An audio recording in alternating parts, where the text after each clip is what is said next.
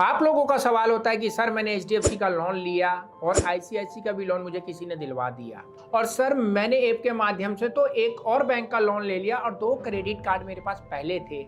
Income कम हो गई है, इसकी ईएमआई भरने में मैं असमर्थ हो गया हूँ, पैसा नहीं भर पा रहा हूँ, क्या करूँ? जी करता हूँ मर जाऊं। तो दोस्तों इस वीडियो में मैं आपको बताने जा रहा हूँ कि अगर आपने अलग अलग बैंकों से अलग अलग लोन ले रखे, अलग अलग बैंकों से अलग अलग क्रेडिट कार्ड ले रखे, आपकी इनकम ज्यादा थी, अब कम हो गई है, ईएमआई नहीं भर पा रहे हैं और आपकी ईएमआई बाउंस हो गई है, तो आपको क्या करना है। वीडियो को ध्यान से देखिएगा, इन्फॉर्मेशन मिलेगी वो जो आपके काम की हो। वीडियो को अंत तक देखने के बाद चैनल को सब्सक्राइब भी करिएगा। चलिए स्टार्ट करते हैं। मैं हूं अब्दुल और आप देख रहे हैं।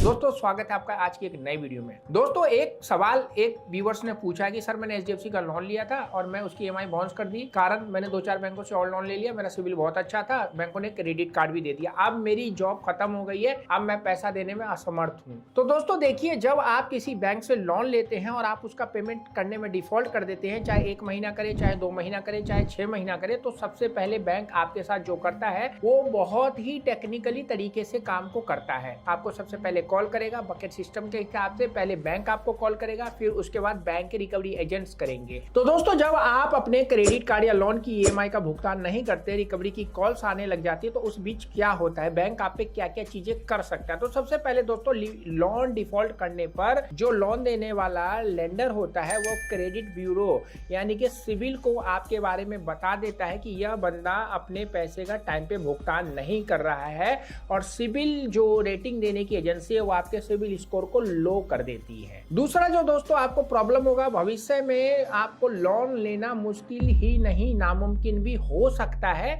मैं ये नहीं कहूंगा कि आपको लोन नहीं मिलेगा, लेकिन अगर कोई बैंक या लेंडर आपको लोन देगा भी तो वो सबसे महंगे रेट ऑफ इंटरेस्ट पे आपको लोन देगा। तीसरा दोस्तों, आपके साथ आपको लोन देने वाला व्यक्ति रिकवरी एजेंट के माध्यम से कॉल करके अपनी रिकवरी को तरीके रूप से आधिकारिक हो जाता है। वो आपको कॉल करा के अपने पैसों की वसूली कर सकता है। वसूली के चरण में वो आपके घर पे भी आ सकता है आपसे अपॉइंटमेंट लेके। दोस्तों जो भी आपने लोन या क्रेडिट कार्ड लिया है उसके ऊपर आपका ओवर लिमिट चार्ज और कंपाउंड इंटरेस्ट लग के वो पैसा जो आपका 1 लाख रुपए है गारंटी के एग्जांपल के तौर पे, वो कब 2 लाख कब 4 लाख हो जाएगा आपको पता भी नहीं चलेगा। अगर आप घर या वाहन जैसे सुरक्षित लोन लेते हैं तो उसकी ईएमआई का भुगतान न करने पर आपको बहुत सारी परेशानी का सामना करना पड़ सकता है, और बैंक लोन रिकवरी के रूप में आपके घर को, गाड़ी को जब्त भी करके नीलाम कर सकती है। ये सारी चीजें आपके साथ तब होंगी जब आप अपने क्रेडिट कार्ड या लोन का पेमेंट नहीं करते हैं। लेकिन दोस्तों आपके साथ होता क्या है, रिकवरी एजेंट आपको जब कॉल करते हैं, गाली गलौज करते हैं, बदतमीजी भरी कॉल आपके रिश्तेदारों को कर देते हैं, आपके अड़ोस पड़ोस में आपके बारे में बताते हैं।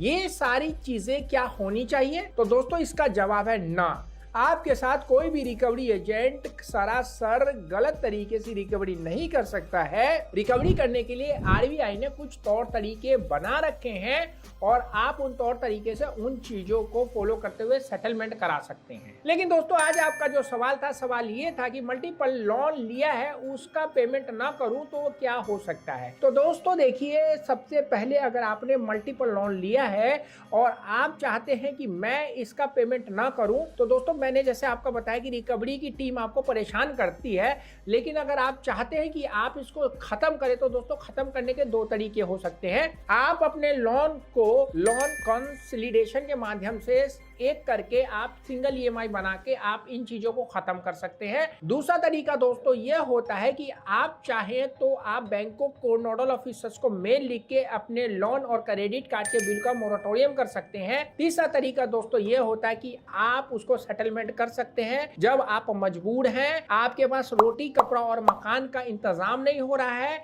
बैंकों की ईएमआई आप कहां से देंगे, तो दोस्तों सेटलमेंट का ऑप्शन बेस्ट ऑप्शन होता है।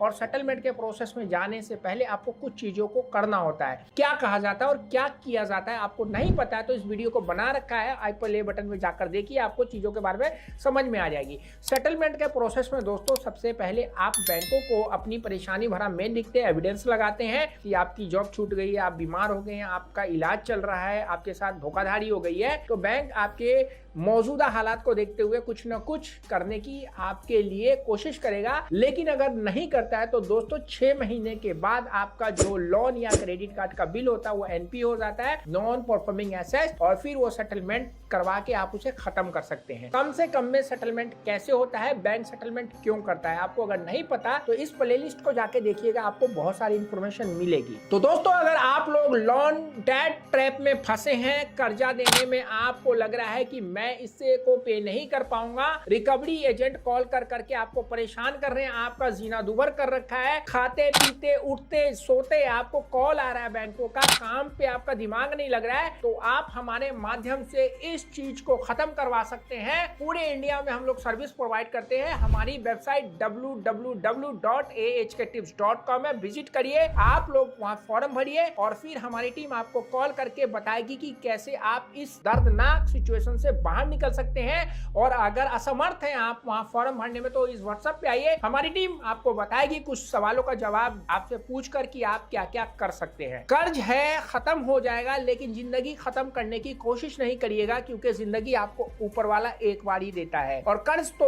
एक दिन में खत्म नहीं होता, एक दिन खत्म जरूर हो जाता है। आशा करता हूं इस वीडियो में जो मैंने आपको बात बताई कि अगर बहुत सारे लोन या क्रेडिट कार्ड का बिल है तो कैसे वो खत्म होगा, खत्म जरूर होगा, आप उसको बस खत्म करने की कोशिश करिए। मिलते हैं फिर नए वीडियो के साथ नेक्स्ट वीडियो में। रखिए सेहत का ख्याल, सी यू।